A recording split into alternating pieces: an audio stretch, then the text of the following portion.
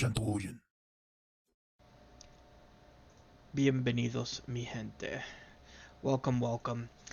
This is a little bit different. I'm actually recording this post, but yeah, we're trying things different here. Um, welcome to my newest hardcore world attempt. I had started one previously before, and it didn't. I didn't end up finishing. I had that big gap. But as you can see here, we're starting, as per the usual, just breaking wood, gathering things. My goal for this early on is just to get the resources I need before dark. Specifically, I want to make a boat, and I want to find a village. That is kind of the things that I want to do. I also want to start getting stone as quickly as possible, so I can start smelting. This is a random seed. This is not, a predetermined one or whatnot. I think I got relatively lucky spawning next to these stony shores.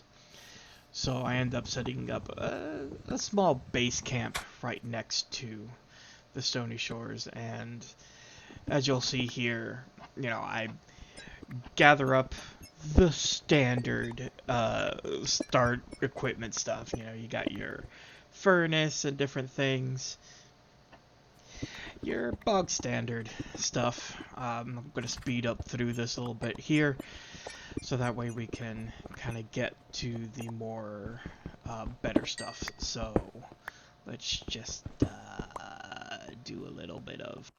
Oh, not there. There we go. Alright, so one of the benefits of having spawned in near Stony Shore is being able to get at least some starter iron. You'll notice that I play this really safe, and that's because I'm notorious for dying a lot because I'm not good at video games.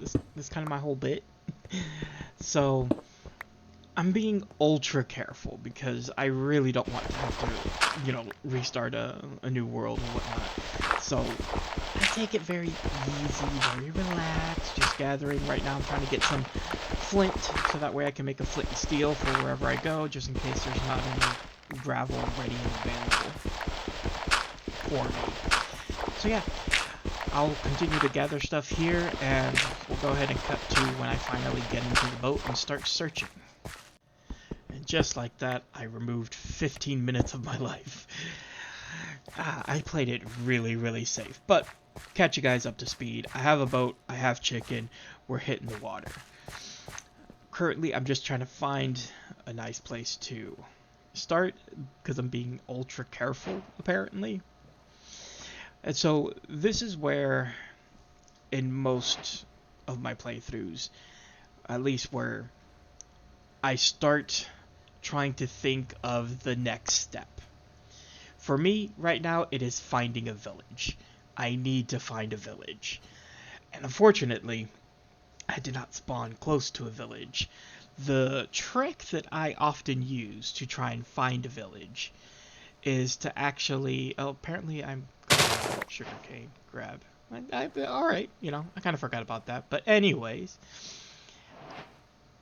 we're going to go find a village. And once we find that village, we'll then be able to get our bearings and start, producing things and getting ready for what we have planned ahead.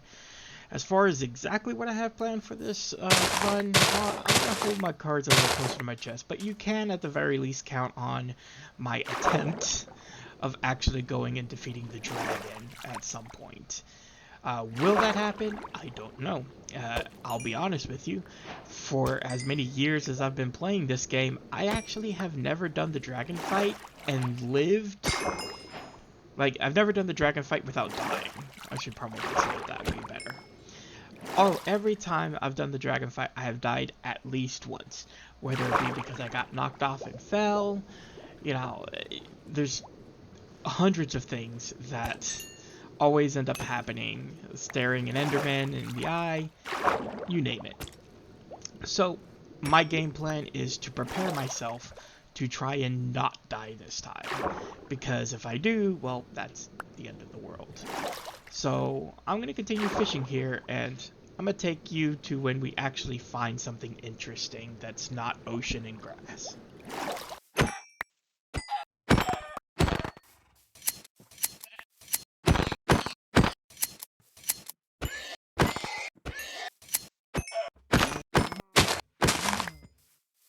Just a miniature murdering spree. That was almost a tongue twister. I had to take like a couple takes of that. But as you can see, I've noticed a bit of light in the top right corner of my screen, and I'm like, oh, is it a village? Because I've been in the boat, stuck in the boat at night, and lo and behold, a village there. It's so beautiful.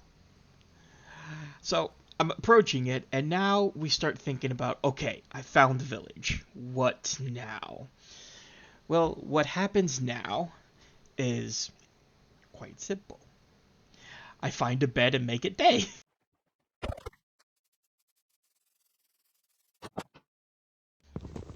Next order of business is to make this place just a little bit safer. And one of the first things, if you guys don't know, doors actually have a right and a wrong way. As you can see, I'm kind of opening and closing, trying to make sure that it is set properly, which it wasn't, so I have to re-put it down again. But essentially, the doors have what's considered an open state and a closed state. And if the door is open when it thinks it's closed, when a zombie comes to the door, it's going to try and open the door. But because it's backwards, he just closes the door in his face. And so it's a way to help at night ensure that you don't get zombies randomly walking into your home trying to kill you. Because, you know, they're not smart enough to know that just because the door says it's open doesn't mean it actually is open. I make beds here, and, you know, swap the bed out actually. Not that I really need to set a respawn point, because this is hardcore, but, you know, habits die hard. We want to start storing our stuff, start organizing, you know, the typical things you do at the start of a game. So the question now becomes, what is the plan? What do I plan for my next step to achieve the goal of killing the Ender Dragon? First and foremost, what I do in any survival world, whether it's hardcore or not, my next thing is to make beds so that I can then take villagers and make an iron farm. Given that we are already here though, why don't we do a little bit of looting and scooting?